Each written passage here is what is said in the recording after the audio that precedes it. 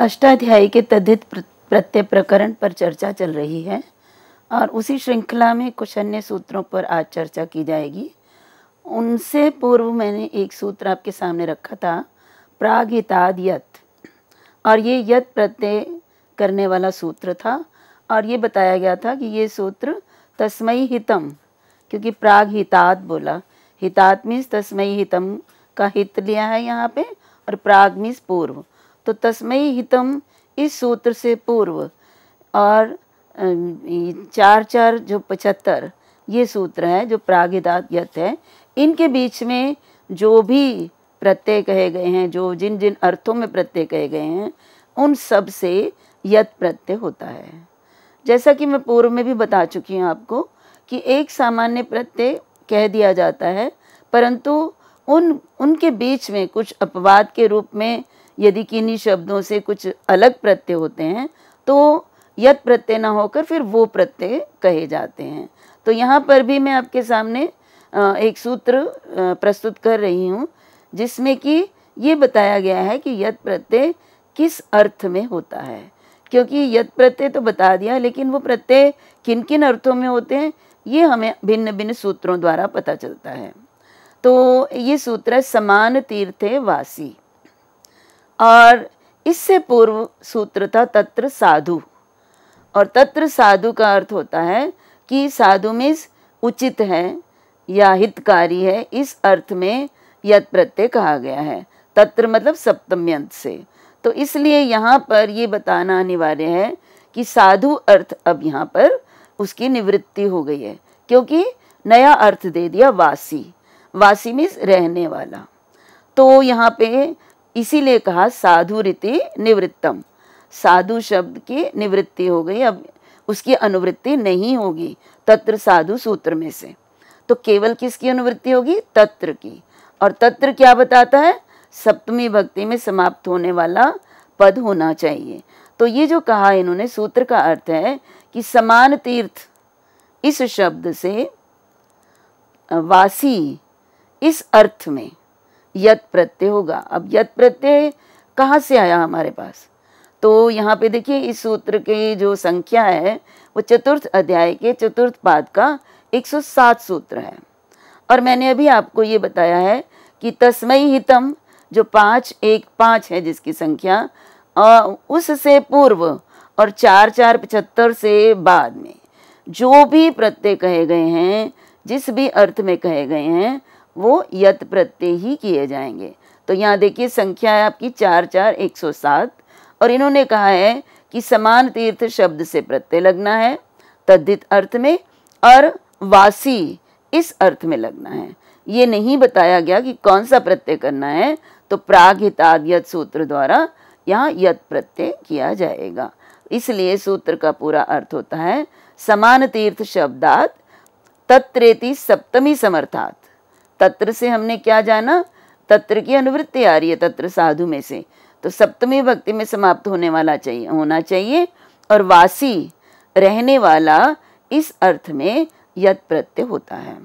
तो जब हम उदाहरण की बात करेंगे तो समाने तीर्थे वसति इति, हम ये अर्थ कहना चाहते हैं। समाने तीर्थे, इसको जब हम समास कर देते हैं तो कर्मधारय समास होता है, समान तीर्थ बन जाता है। तो समान तीर्थे वसति इति समान तीर्थ वासी। अब हम तद्धित प्रत्यय का प्रयोग करके इस शब्द को बताना चाहते हैं।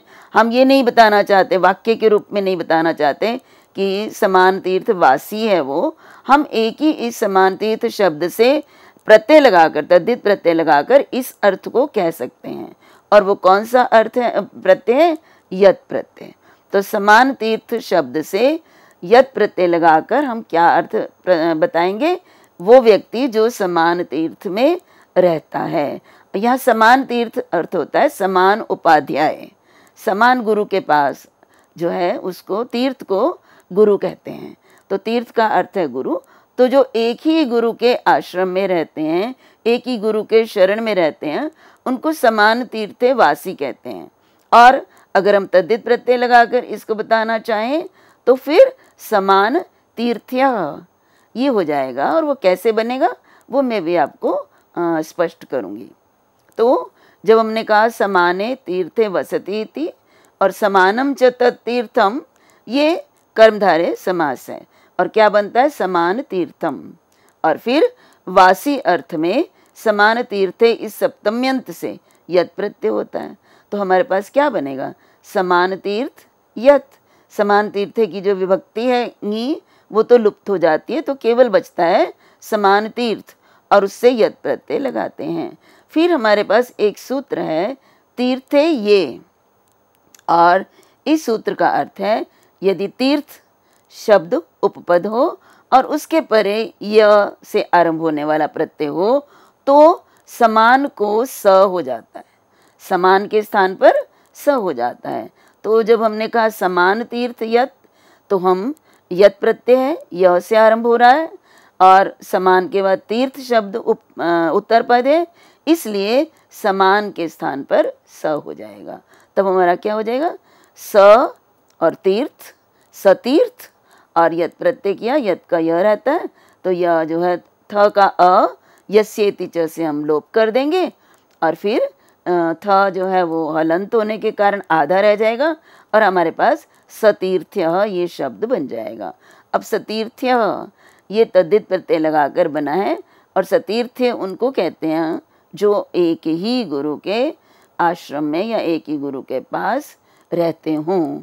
तो समाने तीर्थे समाने गुरु वासी, रहने वाला, इसको यदि हम तद्धित प्रत्यय लगाकर बताना चाहें तो सतीर्थ्य ये शब्द होगा और सतीर्थ्य का भी वही अर्थ होगा। अब उसके बाद अगला सूत्र आपके सामने है, समानोदरे शयितः ओच उदात्तः, ओचो दात्तः। इस सूत्र के अनुसार समानोदर शब्द, अब देखिए समानोदर मीन्स जो एक ही माता के उदर से, उदर में रहने वाला या उदर से जो है जो उत्पन्न होता है। तो यहाँ पे कहा समानोदरे, समानोदर शब्द से और सप्तमी भक्ति में समाप्त होने वाला होना चाहिए वो, तो सप्तमी भक्ति में समाप्त होने वाले समानोदर शब्द से किस अर्थ में प्रत्यय होगा, शयिता। शयिता मतलब वैसे तो होता है सोने वाला, अब बालक जब गर्भ में होता है तो लेटा ही रहता है, सोया ही होता है। तो यहाँ पे वास्तव में अगर हम इसका अन्य अर्थ देखें तो शयिता का मतलब रहने वाला, स्थितः। तो समान उदर में रहने वाला, इस अर्थ में समानोदर शब्द से अब प्रत्यय नहीं बताया इन्होंने, तो प्रत्यय तो वही चला आ रहा है। नंबर देखेंगे हम 4 4 108 है, तो पंचम अध्याय से पूर्व का ही है, तो इसलिए हम प्रागहितीय यत प्रत्यय यहाँ पे लगा देंगे। तो यत प्रत्यय करने पर देखिए हमारे पास क्या स्थिति होती है, तो समानोदर शब्द से जब हम यत प्रत्यय करते हैं तो एक और बात जो इस सूत्र में कही गई है कि यत प्रत्यय लगता है और ओच उदात्तः, ओचो दात्तः, अर्थात समानोदर का जो न का ओ है वो उदात्त होगा। पूर्व में भी मैं बता चुकी हूँ कि जो है कोई भी मंत्र, कोई भी पद्य, इनको हम जब उच्चारण करते हैं तो उनमें स्वरों का जो है बहुत ही महत्वपूर्ण योगदान होता है कि हम किस शब्द को, किस वर्ण को किस तरह से उच्चारण करेंगे। और वो 3 ही स्वर होते हैं, उदात्त या होता है या अनुदात्त होता है या स्वरित होता है। तो यहाँ पे इन्होंने कहा है कि ओ जो है वो ओ उदात्त हो जाएगा। तो अब मैं इसके ऊपर आपको स्पष्ट करना चाहूँगी कि ऐसा क्यों कहा है। तो देखिए हमारे पास एक सूत्र है स्वर प्रकरण में, तित स्वरितम, अर्थात जो प्रत्यय तित होता है, तित मीन्स जिसका त इत संज्ञा को उसे तित कहेंगे। तो जो तित होता है उसको क्या होता है, स्वरित। अब 3 है ना, उदात्त, अनुदात्त और स्वरित, 3 स्वर हैं। तो उन्होंने ये कह दिया, सूत्र है हमारा स्वर प्रकरण में कि जो भी तित होगा अर्थात जिसका त इत संज्ञक होगा वो स्वरित होगा। तो हमने अभी यत प्रत्यय किया है और यत प्रत्यय का त मैंने आपको बताया इत संज्ञक है। तो यत प्रत्यय कैसा है, तित है, इसलिए य का अ जो है स्वरित हो जाएगा। ये हमारा स्वर प्रकरण के अनुसार है। और फिर देखिए एक और सूत्र भी है, अनुदात्तम पदम एक वर्जम, अर्थात एक को छोड़कर सभी जो है अनुदात होते, एक पद में एक स्वर को छोड़कर सभी अनुदात होते हैं। तो जब हम ये इसमें यत् प्रत्यय लगाया हमने, समानोदर से यत् प्रत्यय लगाएंगे, तो अभी हमने ये कहा है कि समानोदर का जो ओ है वो क्या हो गए, उदात्त हो जाएगा। लेकिन इन्होंने ये कहा है कि और जो तित है वो स्वरित हो जाएगा।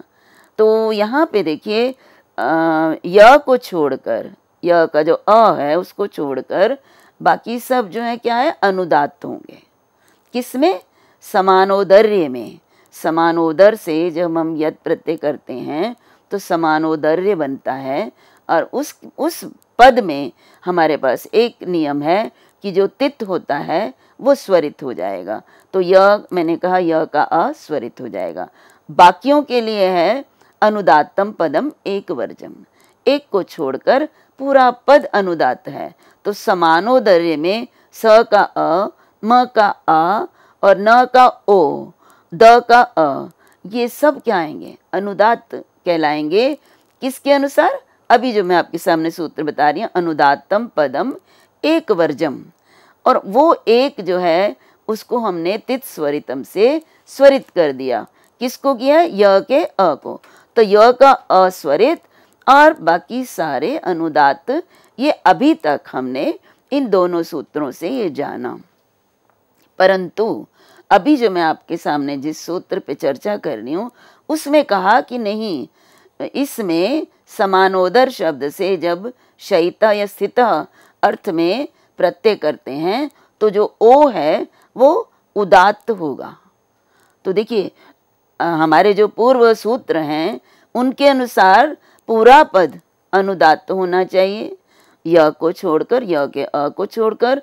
परंतु अभी जो हमने सूत्र किया है आपके सामने, उस सूत्र के अनुसार जो ओ है, समानोदर का ओ, वो उदात्त होगा, अनुदात्त नहीं होगा। ये अपवाद हो गया ना, अनुदात्तम पदम एक वर्जम का क्या है, अपवाद हो गया कि जो ओ है इसमें उसको हम अनुदात्त नहीं करेंगे अपितु उदात्त करेंगे। तो इस तरह से स्वर विधान की दृष्टि से यदि देखा जाए तो उन दो सूत्रों के अतिरिक्त ये एक अपवाद रूप में भी हमें प्राप्त होता है कि यहाँ ओ का जो है उदात्त होगा, जो कि अनुदात्त प्राप्त हो रहा था। तो ये तो है स्वर की बात। अब हम ये बनाएंगे कैसे, तो समानोदर शब्द है, तो समानोदर मतलब समानम च तत् उदरम, समान उदर, एक ही उदर।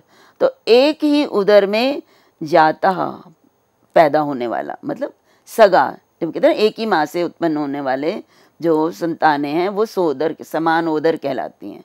तो समान उदर क्या क्या हो गया, समाने उदरे, समान उदर में जाता। तो यहाँ समाने उदरे कर्मधारय समास है, तो उसके साथ उत्पन्न होने वाला, रहने वाला, समान उदर में स्थित होने वाला। तो यहाँ समाने उदरे जाता, समाने उदरे शयिता, ये एक ही अर्थ है इनका। तो इसलिए हमें समान उदर जो शब्द बना हमारा समान उदर, उससे हम यत् प्रत्यय करेंगे, क्योंकि अभी हमने यहाँ सूत्र में कहा समानोदरे शयिता ओच उदात्तः। तो शयिता अर्थ में समानोदर शब्द से यत् प्रत्यय, और समानोदर का जो ओ है वो क्या हो जाएगा, उदात्त हो जाएगा, और बाकी सारे क्या हो जाएंगे, अनुदात्त। लेकिन य का अ स्वरित होगा। तो इस तरह से हम समानोदर्य शब्द जो हमारा बनता है उसमें स्वर का विधान इस प्रकार से किया जाएगा। और फिर जब हम मंत्रोच्चारण में या किसी गायन प्रक्रिया में इस शब्द का प्रयोग करते हैं तो स्वर का प्रयोग इसी के अनुसार किया जाएगा। अब देखिए एक शब्द अभी हमने कहा समान उदर, तो समान उदर का अर्थ होता है समान उदर से उत्पन्न होने वाला, तो एक ही उदर। सोदर शब्द भी होता है भाषा में, समानोदर और सोदर एक ही अर्थ के लिए प्रयुक्त किए जाते हैं। तो सोदर में यही अर्थ, समान उदर। तो यहाँ सोदर शब्द से यत् प्रत्यय होता है, नहीं, यत् प्रत्यय प्राप्त हो रहा है, लेकिन सूत्र है हमारे पास सोदरात यह। देखिए अर्थ दोनों का समान है, समानोदर और सोदर दोनों ही एक अर्थ को प्रकट करते हैं, लेकिन समानोदर शब्द से यत प्रत्यय होगा उसी अर्थ को बताने के लिए, और सोदर शब्द से य प्रत्यय होगा। तो सूत्र का अर्थ होता है कि सोदर शब्दात सप्तमी समर्थात, सोदर शब्द सप्तमी भक्ति में होना चाहिए। पुनः बताऊंगी सप्तमी स्थान कहाँ से लिया है, तो ये तत्र साधु में साधु अर्थ हटा दिया, तत्र की अनुवृत्ति चली आ रही है, इसीलिए हम ये कह रहे हैं कि सप्तमी भक्ति में समाप्त होने वाला होना चाहिए। तो सप्तमी भक्ति में समाप्त होने वाला उदर सोदर शब्द, उससे शयिता, शयिता की अनुवृत्ति पूर्व सूत्र से आ रही है समानोदरे शयिता में। तो शयिता मीन्स सोने वाला या रहने वाला या उत्पन्न होने वाला। तो तस्मिन अर्थ, इस अर्थ में यह प्रत्यय होता है। देखिए अब यत प्रत्यय हो रहा था अभी तक, और वो हम अनुवृत्ति से प्राप्त कर रहे थे, क्योंकि हमें सबसे पहले बता दिया गया था कि हमें यत प्रत्यय करना है प्रागितात यत से। लेकिन अब मैंने बीच में ये भी बताया था कि अगर बीच में कोई अपवाद के रूप में कोई अन्य प्रत्यय आ जाता है तो वो प्रत्यय प्रधान होगा, प्रभावी होगा, तो वो ही प्रत्यय किया जाएगा। तो यद्यपि यत प्रकरण में आ रहा है, लेकिन क्योंकि इसके लिए विशेष प्रत्यय कहा गया है, इसलिए वो यत ना होकर य होगा। तो सोदरात यह, सोदर शब्द से यह प्रत्यय होता है। अर्थ बताया मैंने शयिता इस अर्थ में, और वो सोदर शब्द सप्तम्यंत होना चाहिए। तो अब हमने यह प्रत्यय किया।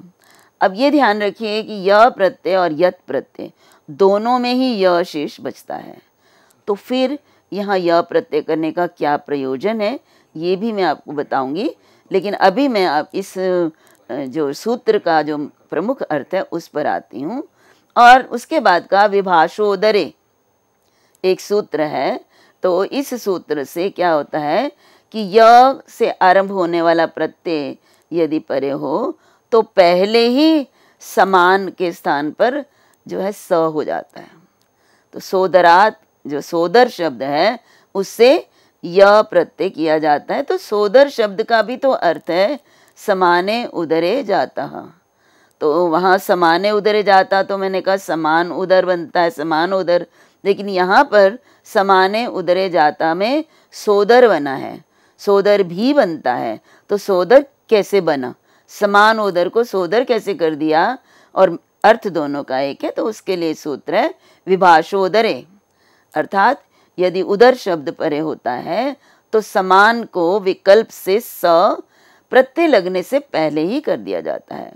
अर्थात यकार आदि प्रत्यय परे होने पर होता है, इसलिए यकार आदि प्रत्यय करने से पूर्व ही समान के स्थान पर स कर दिया जाता है। और क्योंकि विकल्प से होता है इसलिए समानोदर भी मैंने पूर्व सूत्र में बताया, और यहाँ सोदर भी हो जाएगा। समान के म को हटा दीजिए, मान को हटा दीजिए, स रह जाएगा, और स में उदर लगाओ तो सोदर।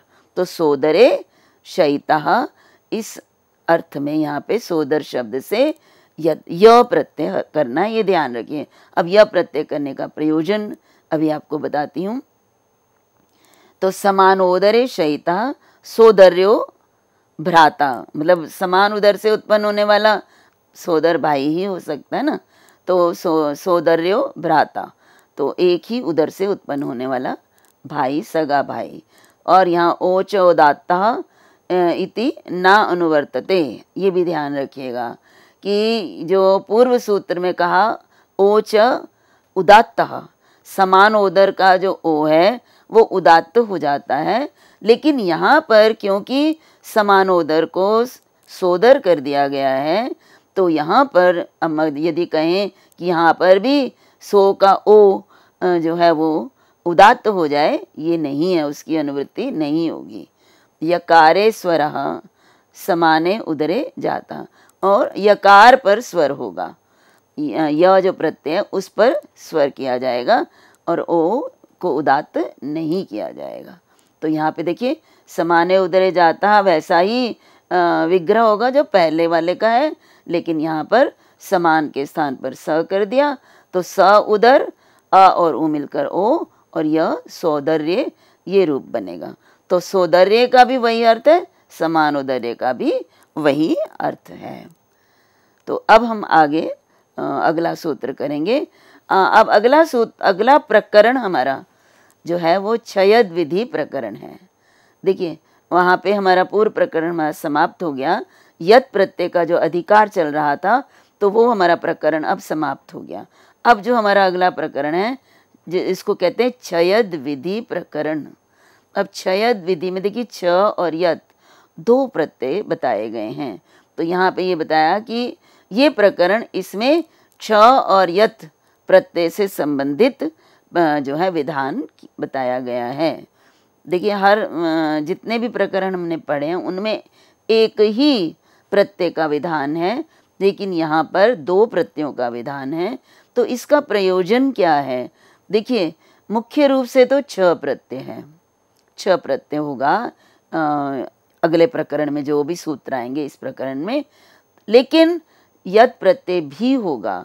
तो जहाँ छ प्रत्यय का विधान हुआ है वहाँ तो छ प्रत्यय होगा, लेकिन जहाँ विशेष रूप से यत प्रत्यय का विधान किया गया है, जिन विशिष्ट शब्दों से यत प्रत्यय कहा गया है वहाँ यत प्रत्यय भी होगा। इसलिए छ और यत दोनों ही प्रत्यय इस प्रकरण में होंगे। तो सबसे पहले जो आपके सामने सूत्र है वो है प्राकृतात् छः। तो प्राकृतात्, प्राक मीन्स पहले, अब कृत शब्द लिया, हर जगह यही कर रहे हैं, उस शब्द को ले लेते हैं जहाँ तक वो जिस सूत्र में वो प्रकरण समाप्त होता है उसमें से शब्द ले लेते हैं और उसमें स्पष्ट कर देते हैं कि यहाँ तक या इससे पूर्व तक, प्राक मीन्स इससे पूर्व, तो कृत शब्द जिस सूत्र में है उससे पूर्व तक जितने भी अर्थ बताए जाएंगे उन अर्थों में छ प्रत्यय होगा। ये इस सूत्र का अर्थ है, प्राक कृतात् छ। कृत ये पद जिस सूत्र में आया है उससे पूर्व जितने भी प्रत्यय हैं वो जितने भी अर्थ हैं छ होगा। तो और आरंभ कहाँ से होगा? 5-1-1 जो हमारे पास अभी प्राकृतात् छ सूत्र है उसकी संख्या है 5-1-1। तो इसका अर्थ है कि पंचम अध्याय के पहले पाद के पहले सूत्र के बाद जो भी अर्थ बताए गए हैं 5-1-37 तक, वो सारे अर्थ जो हैं उनमें छ प्रत्यय किया जाएगा। और मैंने आपको ये भी बताया है कि इनके बीच में यत प्रत्यय के सूत्र भी हैं। तो इसलिए इन्होंने कहा छ और यत दोनों प्रत्ययों का अधिकार है, और यत प्रत्यय कहाँ है वो आगे आने वाले सूत्र में आपके सामने स्पष्ट किया जाएगा।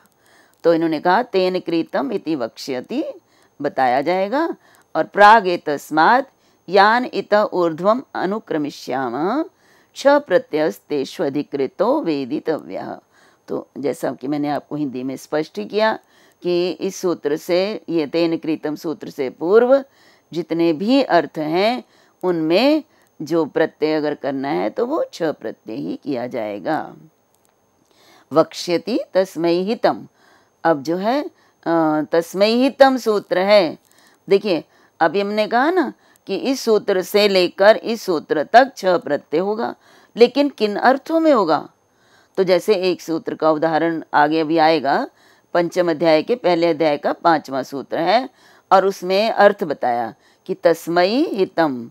तस्मयी अर्थात चतुर्थी विभक्ति में समाप्त होने वाला पद होना चाहिए, और हितम, हितम इस उपयोगी, उचित, इन अर्थों में प्रत्यय लगेंगे। और वो कौन सा प्रत्यय लगेगा? छ प्रत्यय। तो उदाहरण है जैसे वत्सेभ्यो हितः। वत्स होता है बछड़े को कहते हैं, बछड़ों के लिए जो हितकारी हो, हितकारी मतलब उनके लिए उपयोगी हो, उनके योग्य हो, तो उसे क्या, वो क्या होगा? बछड़े के लिए उपयोगी दूध, दुग्ध। तो यहाँ पे वत्सेभ्यो हितो, उसको प्रत्यय लगा के जो रूप बनेगा वो तो मैं भी बाद में बताऊंगी, लेकिन कैसे बनेगा वो बाद में बताऊंगी, लेकिन रूप बनता है वत्सीय। मतलब हम वत्सेभ्यो हितो कहने की बजाय हम छ प्रत्यय लगाकर अगर हम ये प्रयोग करते हैं कि वत्सीय, इसका अर्थ होता है दूध, गाय का दूध। तो मतलब बछड़ा वत्स अर्थ है, लेकिन हितकारी अर्थ में जब वो लगा यत प्रत्यय छ प्रत्यय लगाकर वत्सीय शब्द बन जाता है तो वो फिर दूध के लिए बनता है। तो वत्सीय मीन्स बछड़े के लिए उपयोगी। क्या होगा? गोधुक, गाय का दूध। तो ये वत्सीय शब्द गाय के दूध के लिए प्रयुक्त होता है। तो अब हमने कहा कि वत्स, वत्सेभ्यो हितो, तो वत्स शब्द से भ्यस चतुर्थी विभक्ति है, वत्सेभ्यो बहुवचन है, और मैंने कहा है तस्मै हितम, आगे सूत्र आएगा कि चतुर्थ्यंत से हितकारी या उपयोगी या उचित इस अर्थ में छ प्रत्यय होगा। तो तस्मै हितम से छ प्रत्यय यहाँ पर हो जाएगा और रूप बनेगा वत्सीयः, जो कि मैं अभी आपको आगे स्पष्ट करूँगी। इसी तरह करभेभ्यो हितम, अब करभ होता है जो ऊँट का बच्चा, तो ऊँट के बच्चे के लिए जो भी हितकारी होगा उसे करभीय कहेंगे, और जो ऊँट के बच्चे के लिए हितकारी नहीं होगा उसको अकरभीय कहेंगे। तो अभी इतना ही। अगले व्याख्यान में मैं आपको इनकी सिद्धियाँ विस्तार से स्पष्ट करूँगी। धन्यवाद।